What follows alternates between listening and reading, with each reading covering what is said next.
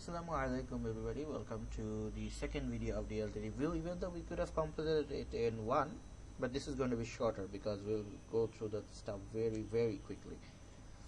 So there are lots of stuff like flip-flops and other things in the note. You can check them out, but we're not going to focus on that since it was not focused on the CSE340 course in BRAC, and also the fact that all the things we're doing is actually a part of review. So we will be actually focusing on computer architecture from the next video, but it's just a few stuff that we'll review out, and that's going to happen in this video, inshallah. So let's begin with something called clock cycle.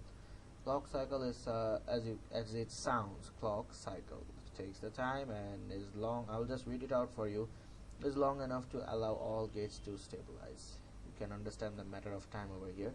It synchronizes all flip-flops, allowing us to treat time as a sequence of discrete reverse steps. Have sequential circuit. You know what a sequential circuit is. If you don't, it is a circuit like a register which works on a sequence. And combination is work of combinations. That's a very simple thing that you might have guessed by now from the last video. And now from now on we'll be ignoring all variations within a clock cycle. Okay, that's good news. Anyway, this is a part we'll focus on. There's nothing to focus on actually. One of the things you need to know about this is that it cannot be it doesn't have random access. So RAM has random access. This random access is not available for this guy register. Okay, it has to be sequential from this to this to this to this and so on. So what is this? This is actually a type of memory. Register is one type of memory and RAM is also a type of memory. Why are there two types of memories? We will do that as we go to deep architecture studies. For now, just know that this is also a type of memory and it is pretty useful. And when you do shifting of register, this is how it looks like. Even though this is not a proper diagram, complete diagram, we will use a mux for that. So if it's there are two types of registers. So a left shift would do a left shift from here to here, and a right shift would do a right shift from here to here. You know this. Now you may say, hey, that's right and left inverse, but that's just how it is. I don't know. It's about the architecture, so we'll focus on that. Let's go straight to that. Okay, here's the second note, and this is a proper diagram of a shift. Okay. Now, how much is the screen viewing? I think this is okay. Good, very good. Now you have this pen and this guy again. Oh man, you better get outside, man. Please don't bother us like that. If he wants to stay there, fine, but don't bother us. Anyways, okay. Now, the blue, we used a lot of blues. Let's go to violet today. Okay, so as I was saying, we will need a mux. I told you in the last minute that we'll need a mux, and here it is.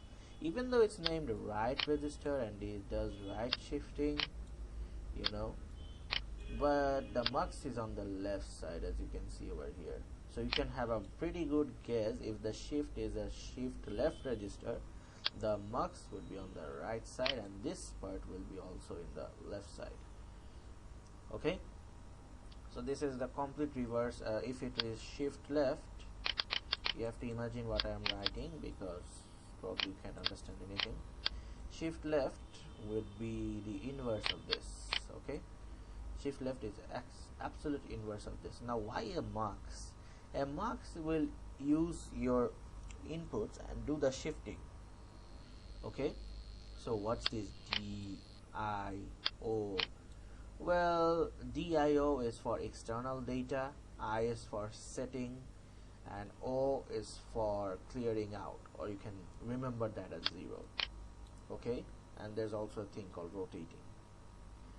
So you need to remember this stuff, but if you want, you can note it down. I don't know if it's available in this note. Let's see. It should be available. Oh, guess what? They give you a shift left register too. And for that, the mux will be over here. Okay, so that's shift left and shift right. No, they did not give it. Okay, I'll tell you. D is for external data, I is for setting, clear is for O, and or you can say O is for clear, and you will also be able to rotate with FB. Now how do I get these inputs? You send 0 0, you will get D. If you send 0 1, you will get I. If you send 1 0, you will get O. If you send 1 1, you will be doing a rotation. Those are the 4 operations of a register, and now we'll be focusing on something advanced which can do both shift left and both shift right. Sorry, both shift left and right at the same time. Remember when we did 2 types of adders, and then we were like, nah, I'm going to do all operations in one, and then we came up with ALU, which can do addition and subtraction. In the same way, we want a single device which can do left shift and right shift. And human beings are not patient. It's already mentioned in the kitab. So that's why we'll come up with stuff that will get our work faster, and that's why there's a shift left, shift right, writing data, and clear operation, 4 packed operation on this thing which is called a conditional shift register. That's what it's called. And you may wonder, why is it red? Because they're trying to highlight what are the operations you're doing. If you go down, it is shift left. If you go up, it is shift right. You can write data, and you can also clear out data with this 0 part. I told you that 0 is for clear, right? Above. And also you can write data with D. You see this D. You can use this to write data. And I already told you that up is for shift right and left is for shift. Now that's a very important figure. You probably won't have to explain this, but you need to remember the operations I told you of DIO. You need to note them down. If you missed it, go back and listen to that and note that down. And remember, there is a mux over here too. I don't know why they didn't include this, but there is a mux over here too. Just reverse this figure and you will get a shift left register. Moving on. Flip flop, no, we will not do this, not necessary. Okay, this is a necessary thing. Register arrays. So register of a 32-bit, okay, 32 bits, 32-bit register, and it, as I told you, that it will start from 0 and end at 31. So why do we need this array? We'll use this in our operations. Now you have to understand that this is okay. Now when you see this, see, one of the purposes we are doing the basics of DLD and everything is because when I show you, okay, this is a register array, you have on your head, okay, this is what they're writing, but actually it's more like this. Oh, what the, it suddenly grew a horn. Anyways, just ignore that. This, and just like this, there are 32 bits. But they won't go out of their way to show you 1, 2, so that they'll just write register array. Now you have to know that, okay, so that's it, how it is. Okay, so now we'll use the register array to read register. You know, that's a function which is called MIPS, millions of instructions per second, million instructions per second actually. So we're not focusing on that now. It will probably go through your head, so let's just focus on what's happening over here. This is a function read register. We are using this mux to read, and this part is sent to the ALU. See, I told you we do DLD to make sure that you have the necessary elements and files on your brain so that you can process information. When you hear ALU, on your head you should have the whole ALU circuit. Oh, ALU. When you hear mux, you should have the whole figure of mux. When you see a register array, you should have the whole figure of register array. This is how awesome you should be when you're studying, and that's why we are starting from the basics and went through. And in my videos I already showed you register array, mux, and ALU. So as if you're watching this, you know all of them already. So why would we read this? Of course we will have to read the data in the register. That's the primary purpose. And as like this concept of conditional summator, we are using half from this side, and we're getting 2 inputs actually.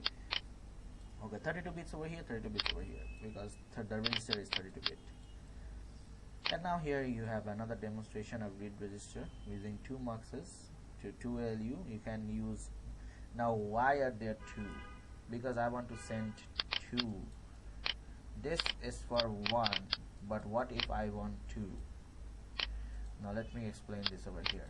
You are going to do an operation x equal to y plus z. This x is the answer, the data that you will store. But for that you need to do this operation first. So you need to read y and you need to read z. Using this part I am reading y, and using this part I am reading z. So when I read y, oh man, when I read y and when I read z, now that I have read them, I can send both of them to the ALU, send them to the ALU, and then ALU will do the work of, okay, you gave me y and z, fine, I will give you an x, which is actually the summation of y and z. That's how it is working. I hope you're understanding. It's very easy and interesting. Okay, so the ALU will have y from here and a z from here, and then they will add and they will give you x. Now as usual, I want to write that x, I have to write that data too, you know. So for the write operation we have this decoder over here. Okay, this decoder, we have it, and then we are using it to write. You remember a decoder structure. They will not tell you to draw a decoder, so don't worry. You just need to know that decoder decodes.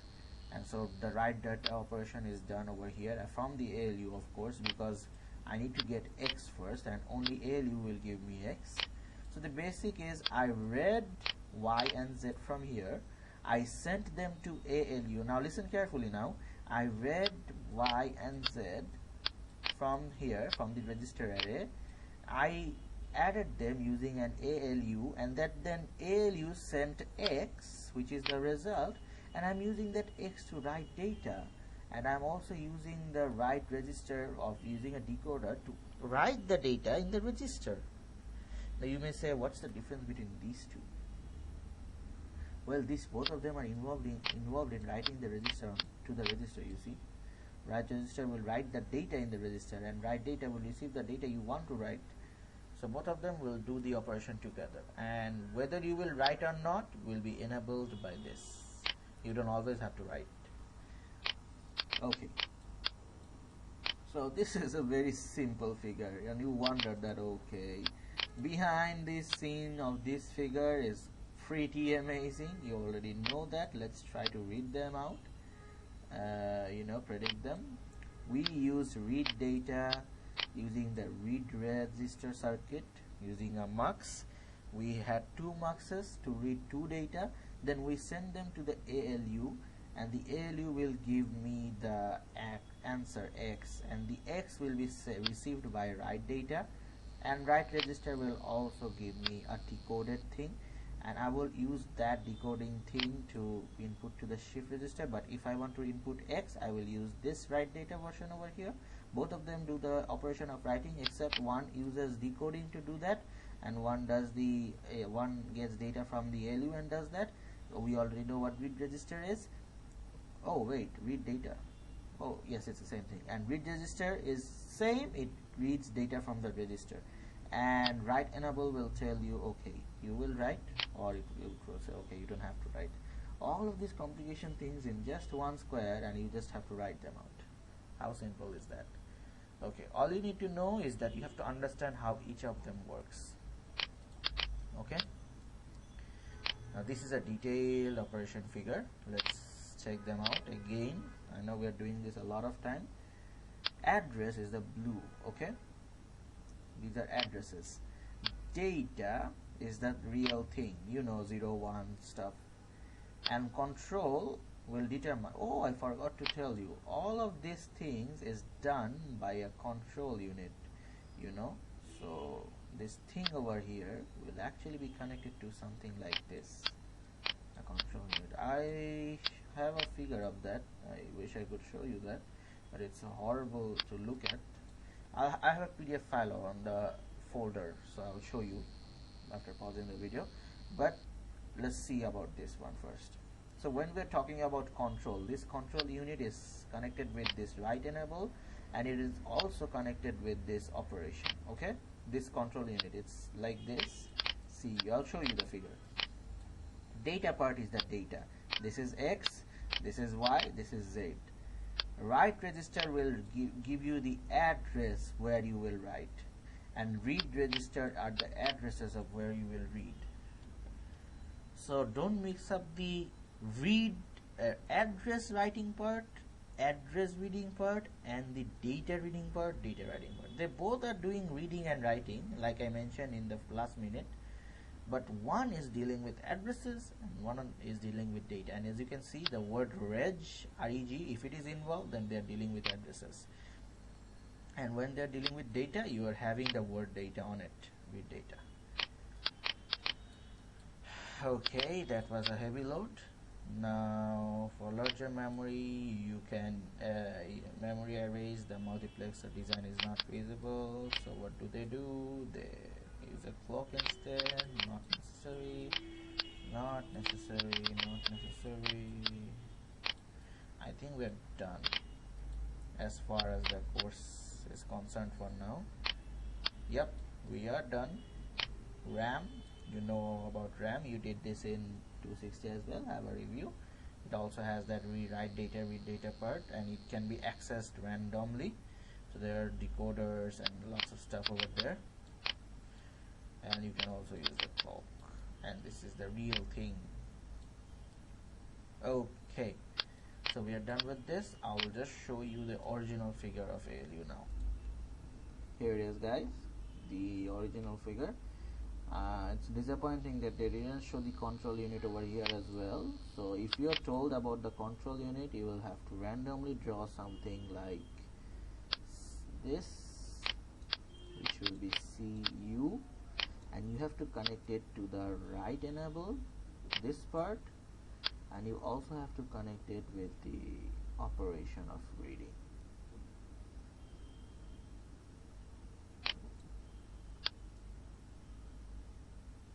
Okay, it's not necessary to connect it with the write data part.